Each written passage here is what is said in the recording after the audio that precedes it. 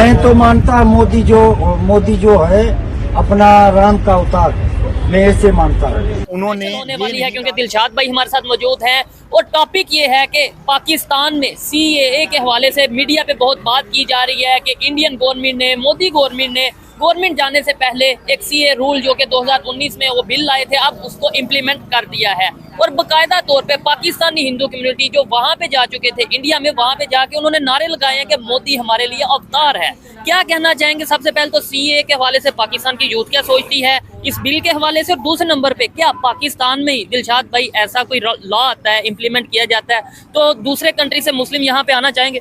सबसे पहले तो हम इसके बैकग्राउंड में जाते हैं। ये बेसिकली सिटीजनशिप अमेंडमेंट एक्ट है जो कि 2019 में इंडिया ने पास कर दिया था, जिसको अभी उन्होंने इम्प्लीमेंट किया है। और ये उन लोगों पे इम्प्लीमेंट हुआ है जो कि 2000 दिसंबर 31 2000 है या उस वक्त तक रह रहे हैं। तो ये जो डायरेक्ट इमीडिएट बेनिफिशियरीज हैं वो इसके तकरीबन 30,000 लोग हैं। और ये मेजोरिटी वहां से लोग आए हैं जो कि मुस्लिम कंट्रीज हैं, जैसे कि पाकिस्तान से, बांग्लादेश से और अफगानिस्तान से। तो वो वहां से लोग, अब इनको इनका फायदा क्या होगा कि उनको आधार कार्ड दिया जाएगा। इंडिया में उसको कार्ड कहते हैं, हमारे यहाँ आइडेंटिटी कार्ड होता है, आधार कार्ड मिल जाएगा।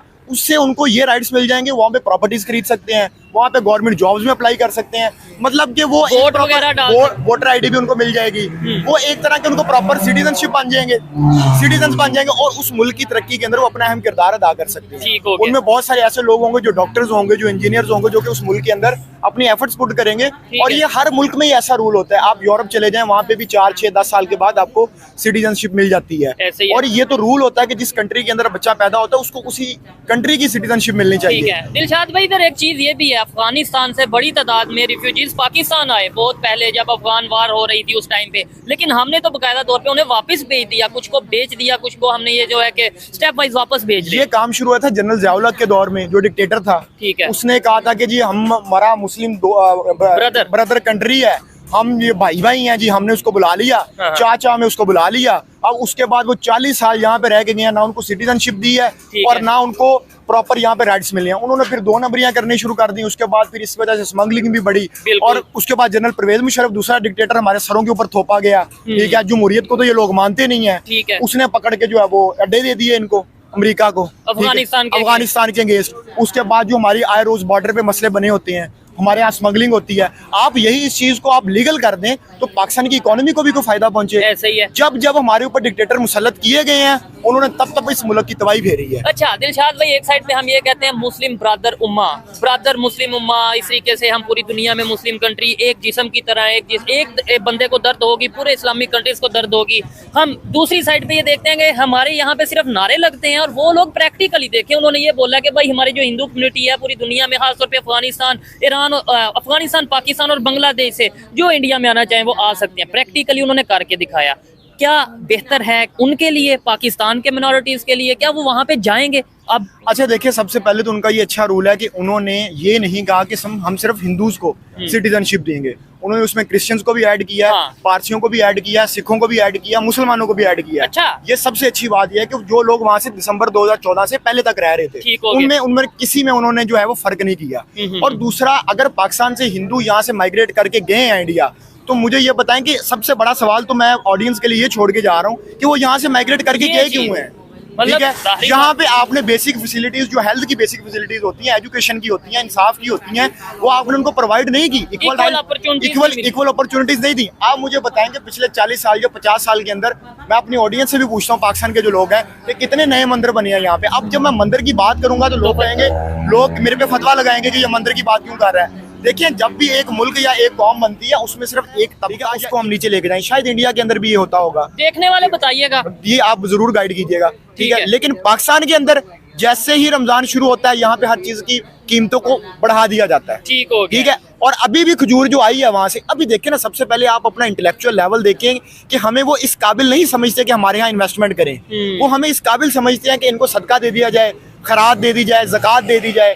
और हमने शायद 75-76 साल कोशिश भी यही की है। हमारी कोशिश ज्यादातर यही रहती है। हमारा प्राइम मिनिस्टर बैठा होता है मीडिया के सामने और एंकर ये सवाल पूछता है कि आपको कितनी एड मिली है। क्या हमारे लिए ये बेइज्जती का मुकाम नहीं है कि 25-26 करोड़ का प्राइम मिनिस्टर बैठा हुआ है? इमरान खान जब लास्ट टाइम उसने अमेरिका का विजिट किया तो जर्नलिस्ट से उसने क्या क्वेश्चन पूछा, जर्नलिस्ट ने, कि आपने यहाँ से पाकिस्तान की एड लेने की बात की, हम पाकिस्तानी 25 करोड़ पाकिस्तानियों को शर्म से झूठे हैं। ये पूछा जा रहा है कि आपने एड कितनी ली, हालांकि सवाल ये पूछना चाहिए था कि आपने दोनों कंट्रीज के ताल्लुकात के बारे में क्या बात की, ट्रेड के बारे में क्या बात की, इन्वेस्टमेंट के बारे में क्या बात की। और जो आपने बोला कि रमजान में कीमतें कहाँ पे ज्यादा हुई कहाँ पे कम हुई, इस हवाले से मुझे एक भाई ने एक फोटो भी भेजी है, वो मैं जरूर साथ अटैच करूंगा, कैमरामैन एडिटर से बोलूंगा वो साथ अटैच करेंगे। देखें किस तरीके से नॉन मुस्लिम रमजान को नाजिक मतलब यह है कि देखें रिस्पेक्ट में क्या कर रहे हैं। और बड़ी बात यह हमारे इधर आपको नहीं लगता दिलशाद भाई क्वालिफिकेशन जो है अगर कि प्राइम मिनिस्टर की वो ये समझी जाती है कि भाई आप अगर ज्यादा एड ले सकोगे तो आपको प्राइम मिनिस्टर बना दिया जाएगा, बजाय ज्यादा ट्रेड कर सकोगे तो फिर नहीं। अब देखिए कुछ लोग जो अहमक लोग हैं और जाहिल लोग हैं पाकिस्तान के बड़ी मादत के साथ, जो कि परवेज मुशर्रफ को बहुत बड़ा हीरो बना के पेश करते हैं, वो उसको हीरो बना के क्यों पेश करते हैं? क्योंकि उसने अमेरिका से एड ली है, और एड कैसे ली है? पाकिस्तान के अड्डे दे दिए। एक आजाद कौम क्या ये तस्वुर कर सकती है कि वो अपने मिलिट्री अड्डे जो है वो किसी कौम के हवाले कर दे? ठीक है, आपके दिमाग में ये बात जाती है? आज तक कभी इंडिया ने अपने अड्डे किसी मुल्क के हवाले किए हैं? पैदा नहीं होता। सवाल आपकी ये इंटेग्रिटी के बाद खिलाफ है, आपकी सालमियत के खिलाफ है ये बात। आपने कैसे उनको दिए? और आप जब तक आप देखें हमारा पाकिस्तान जो है वो एक जमहूरी मुल्क आ जाता है। हाँ। हम मुझे ये बताएं कि अभी इलेक्शंस गुजरे को 3-4 महीने भी नहीं हुआ, मेरा ख्याल है अभी थोड़ा टाइम ही हुआ है, 3-4 नहीं 2 महीने मैक्सिमम हुए। इलेक्शंस के रिजल्ट हमारे 3-3 दिन बाद आते रहे हैं।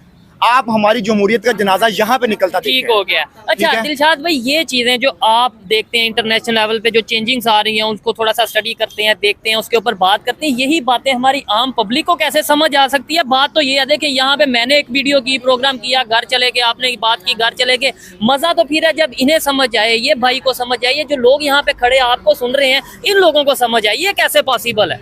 पहले की निस्बत काफी बेहतरी आई है। बिल्कुल ऐसे ही है, सोशल मीडिया की वजह से, क्योंकि हमारा जो मेन स्ट्रीम मीडिया है वो तो इस चीज को रिपोर्ट ही नहीं करता, वो तो सिर्फ जो अंदरूनी हालात है उनको डिस्कस कर रहा होता है। इंटरनेशनल मीडिया, इंटरनेशनल बात हो ही नहीं रही होती। इवन ये कह दिया जाता है जो इन चीजों को डिस्कस करता है, ये कह दिया जाता है ये देखो जी पाकिस्तान का इमेज खराब कर रहा है, पाकिस्तान का इमेज खराब कर रहा है। अगर आप इसी डगर पे चलते रहे तो आप देखेंगे कि आइंदा 40-50 सालों तक हमें किस कॉन्सिक्वेंसेस का सामना करना पड़ता है। ठीक है। आपका मुल्क ब्रादर मुल्क ईरान है, ठीक है, ईरान के साथ आपके ताल्लुकात कैसे हैं? अफगानिस्तान के साथ आपके साथ ताल्लुकात कैसे हैं? सऊदी अरब के आपके साथ ताल्लुकात कैसे हैं? इवन बांग्लादेश के साथ आपके ताल्लुकात कैसे हैं? इंडिया के साथ आपके ताल्लुकात कैसे हैं? अगर आप यही निकालें इंडिया के ताल्लुकात बांग्लादेश के साथ कैसे हैं, जबरदस्त, ईरान के साथ कैसे हैं, आप देखें ना कि आपके जो करीबी मुल्क हैं आपके उनके साथ ताल्लुकात बेहतर नहीं है। आपको सिर्फ इसलिए भेजा जाता है, हमारा प्राइम मिनिस्टर यहाँ से जाता है और शाहिद खान कपड़े उतरवा के उसकी चेकिंग की गई। ठीक हो गया। तो हमारे लिए ये बदनामी का बाइस नहीं बनते ये लोग। अच्छा, अब कुछ लोग ये कहेंगे कि भाई नेबर कंट्री की बड़ी तारीफ की जाती है। मैं कहता हूँ फैक्ट के ऊपर आप चीजें देखें ना, बांग्लादेश को इलेक्ट्रिसिटी प्रोवाइड कर रहे हैं, इस्लामिक कंट्री है। इंडिया वाले ईरान के साथ वो चाबहार पोर्ट उन्होंने बनाया है, इस्लामिक कंट्री है। सऊदी अरेबिया के साथ अभी बिलियंस ऑफ डॉलर की ट्रेड की अनाउंसमेंट की है, प्रोजेक्ट की अनाउंसमेंट की है। यूएई के साथ इंडिया साइड कश्मीर में वो मॉल ऑफ श्रीनगर बनाने जा रहे हैं। अफगानिस्तान के साथ वो अपनी ट्रेड कर रहे हैं, उन्हें जो एड भेज रहे हैं। जरूर बताना है मेरे सवाल